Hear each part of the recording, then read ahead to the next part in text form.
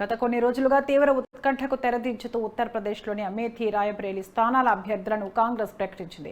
ఈ నేపథ్యంలో కాంగ్రెస్ పార్టీ అగ్రనేత సోనియా గాంధీ స్థానమైనటువంటి రాయబరేలీ నుంచి ఈ ఎన్నికల్లో రాహుల్ పోటీ చేస్తున్నారు. ఇవాళ ఆయన నామినేషన్ పత్రాలను దాఖలు చేశారు. నామినేషన్ టైంలో రాహుల్ వెంట సోనియా గాంధీ, ప్రియాంక గాంధీ, కాంగ్రెస్ నేతలు మల్లికార్జున్ ఖర్గే ఉన్నారు.